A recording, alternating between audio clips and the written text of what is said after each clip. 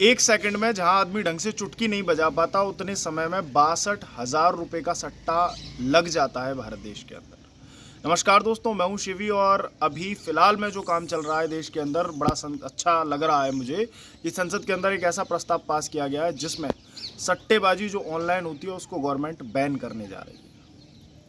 आप लोगों ने अपने आसपास जो कि मेरी उम्र के लोग हैं या फिर जिनकी उम्र 18 से 30 के बीच में है, उन्होंने ये काफ़ी ज़्यादा सुना होगा कि उस फलाने व्यक्ति ने इतना ज़्यादा अमाउंट ऑनलाइन गेम खेल कर जीत लिया, उस तीसरे व्यक्ति ने कलर ट्रेडिंग करके इतना पैसा जीत लिया। तो कहीं ना कहीं ये सारे जो गेम्स विन जो ड्रीम 11 और भी बहुत सारे हैं, एम सर्कल है, कौन सा है, माई सर्कल, माई माई 11 सर्कल, ऐसे करके कई सारे गेम्स हैं जो ऑनलाइन सट्टा खिलवाते हैं और लोगों को पैसे का प्रलोभन देकर उनके पैसे को यूज़ करके अपना मुनाफा कमाते हैं। तो इन सभी कंपनीज पर गवर्नमेंट बैन लगाने जा रही है। हालांकि इससे कुछ समय पहले गवर्नमेंट ने इस पर टैक्स लगाया था, टैक्स लेने की कोशिश की, लेकिन वहीं गवर्नमेंट के अंदर की भावना जागी और गवर्नमेंट के एक मंत्री का तो ये कहना है कि ड्रग्स से ज़्यादा इस समय देश को अगर कोई बर्बाद कर रहा है तो वो ये ऑनलाइन गेमिंग प्लेटफॉर्म है। और शायद ऐसा पहली बार देखने को मिला है कि किसी भी चीज़ को लेकर जुर्माना जनता पर नहीं लगाया गया, बल्कि उन लोगों पर लगाया गया जो इस चीज़ को प्रमोट करते हैं। तंबाकू को देखा जाए तो तंबाकू को खाकर पब्लिक प्लेसेस पर थूकने वालों पर जुर्माना लगाया हुआ है, लेकिन जो लोग इसको सरेआम प्रमोट करते हैं उन पर कोई भी जुर्माना नहीं है। लेकिन इस बार ऐसा नहीं हुआ है। सरकार ने थोड़ा समझदारी के साथ काम किया है और उन लोगों पर या उन सेलिब्रिटीज़ पर जुर्माना लगाया है जो इन चीज़ों को प्रमोट करते हैं। जो सेलिब्रिटी इस चीज़ को प्रमोट करेगा उस पर 3 साल की सज़ा, 1 करोड़ रुपए का जुर्माना, ऐसा कुछ प्रावधान है। और जो प्लेटफॉर्म इन चीज़ों को प्रमोट करेगा उन पर भी कुछ लाखों रुपए का जुर्माना है। अब बात करते हैं कि भारत देश के अंदर सट्टा पहले से बैन क्यों नहीं था, या था तो कैसे था, या फिर ये प्लेटफॉर्म किस तरीके से अब तक बच रहे थे, उन सारी चीज़ों को डिस्कस करते हैं। भारत के अंदर सट्टेबाजी बहुत दिनों से बैन है, लेकिन वो सट्टेबाजी ऑनलाइन वाली सट्टेबाजी बिल्कुल नहीं है। ऑफलाइन जो नंबर वगैरह लगाकर जो चोरी में काम होता है वो सट्टेबाजी भारत देश के अंदर पहले भी बैन थी, आज भी बैन थी। ऑनलाइन सट्टा या फैंटेसी गेम कैसे इस चीज़ से बचते थे उसको समझते हैं।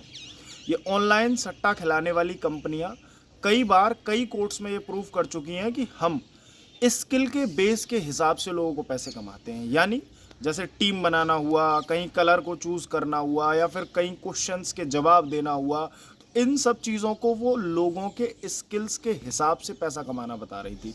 जैसे आप लोग अभी कई सारे ऐसे प्लेटफॉर्म जो आपके चहेते इन्फ्लुएंसर्स ने प्रमोट कर रखे होंगे उनमें देखते होंगे कि आपको क्रिकेट की नॉलेज है तो आप क्रिकेट के इस सवाल का जवाब हाँ या ना में दो, तो हाँ या ना में जवाब दोगे तो आपको इतने पैसे मिल जाएंगे। तो ऐसे कुछ आपने एडवर्टाइजमेंट देखे होंगे। अब हाँ या ना, अब ये सट्टे खिलाने वाली कंपनियां क्या है, अगर हाँ पर ज़्यादा लोगों ने पैसे लगाए हैं तो उत्तर ना में दिखा देती थी, और अगर ना पर ज़्यादा लोगों ने पैसे दिखाए हैं तो उत्तर हाँ में दिखा देती थी, जिससे उनको एक मोटा मुनाफा बच जाता था। तो और इस बात से वो ये प्रूफ भी कर पाती थी कि हम जो गेम लोगों को खिला रहे हैं वो गेम स्किल बेस्ड है, ना कि सट्टा बाजारी है। तो ऐसे करके वो कई सारे कोर्ट्स में प्रूफ भी कर पाई थी और कोर्ट ने उन्हें खुली छूट भी दे रखी थी। लेकिन सरकार ने इस बार अच्छा कदम उठाया है। और अब बात करते हैं कि कौन से गेम इस कानून के अंडर आएंगे। तो वो सारे गेम्स बैन होंगे जिनमें रियल पैसे की बात होती है, यानी जहां पैसा इन्वेस्ट करके बताया जाता है कि तुम ये टीम बना लो या पैसे इन्वेस्ट करो, इस क्वेश्चन का आंसर हाँ या ना में दो, अगर सही दिया तो आंसर, मतलब जिनमें रियल पैसे की बात हो रही है वो गेम बंद होंगे। BGMI, PUBG वगैरह जहां शायद मेरे हिसाब से पैसे देकर खेलने की ज़रूरत नहीं पड़ती या वहाँ पैसे का कोई लेना देना नहीं होता, वो बैन नहीं होंगे। तो इस पर तरीके से आप समझ पा रहे होंगे कि कौन से गेम्स बंद होने जा रहे हैं। अब कुछ उन आंकड़ों की बात करते हैं जिनको सुनकर हर किसी की बुद्धि चकरा जाएगी कि कितना पैसा ऑनलाइन गेम्स में लग रहा है, कितना टाइम लोग इन ऑनलाइन गेम्स को दे रहे हैं। तो मैं बताना चाहूँगा आपको कि 90 करोड़ घंटे यानी 1 लाख साल के बराबर का समय हर रोज इन ऑनलाइन गेम्स की वजह से इंडियन बर्बाद कर रहे हैं। यानी जो वॉचिंग है वो 90 करोड़ घंटे की आती है, और इसको अगर ईयर में कन्वर्ट किया जाए तो लगभग 1 लाख साल के बराबर एक दिन में लोग इतना वॉच कर लेते हैं इन ऑनलाइन गेम्स को। वहीं इसके बाद बात करें कितना ज़्यादा पैसा इनमें इन्वेस्ट किया गया है, तो सालाना सालाना लोग इन ऑनलाइन सट्टों में 32,000 करोड़ रुपए लगाते हैं। यानी हर दिन 8 करोड़ 80 लाख रुपए के लगभग पैसा इन ऑनलाइन गेम्स में लगाया जाता है। हर सेकंड, जहां आदमी एक सेकंड में चुटकी बजा पाता है, उस सेकंड में 62,000 रुपए इन गेम्स में लग जाते हैं। वहीं बात करें कितने लोग इंडिया के इसमें इन्वॉल्व हैं, तो 65 करोड़ लोग इन गेम्स में कहीं ना कहीं डायरेक्ट इनडायरेक्टली इन्वॉल्व हैं।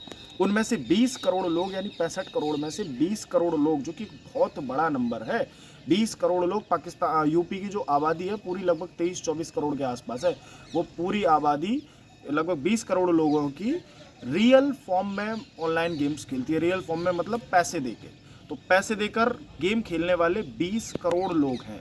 तो ये कुछ डेटा है जो कि हर किसी की बुद्धि को चकरा सकता है। इसके बाद मैं बात करना चाहूँगा कि ऐसे कितने लोग हैं जिन्होंने ऑनलाइन गेम्स की वजह से सुसाइड कर ली।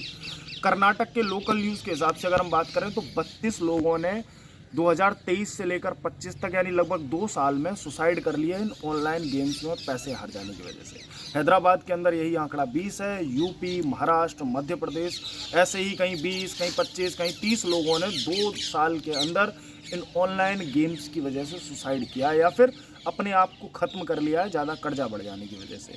आप लोग सोशल मीडिया प्लेटफॉर्म्स पर जो लोग इन ऐप्स वगैरह को प्रमोट करते हैं, उनके कमेंट्स वगैरह को भी देखोगे तो बहुत सारे कमेंट वो रियल होते हैं या फेक, इसका परीक्षण नहीं किया गया, लेकिन होते हैं।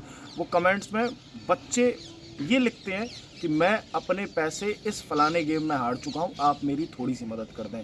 वो अपने इन इन्फ्लुएंसर से इस बात की गुहार इस वजह से लगाते हैं कि कहीं ना कहीं उन्होंने उनके कहने पर इन चीज़ों को अपने फ़ोन में डाउनलोड किया था। उनके कहने पर वो ये समझ पाए थे, छोटे छोटे बच्चे जिनकी उम्र 18 साल से भी कम है, कि हमें पैसा मिलेगा क्योंकि इस फलाने व्यक्ति ने हमें ये सजेस्ट किया है। तो उन लोगों ने जब उस पूरे छोटे समूह को या फिर एक बच्चों के पूरे ग्रुप्स को बर्बाद किया, तो वो बच्चे जाकर कमेंट भी करते हैं।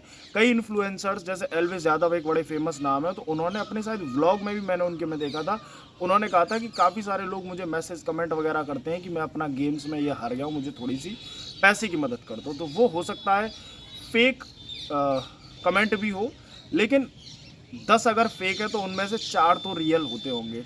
तो इस बार गवर्नमेंट ने इस चीज़ को समझा है, खेलने वालों पर जुर्माना नहीं बल्कि प्रमोट करने वालों पर जुर्माना लगाया है। ये इस बिल की बहुत अच्छी और सराहनीय बात रही। आज ऐसे भारत देश के अंदर हज़ारों परिवार, लाखों लोग, करोड़ों की जनता ये थैंकफुल होगी गवर्नमेंट का कि उन्होंने उनके बर्बाद होने वाले बच्चों को बचा लिया।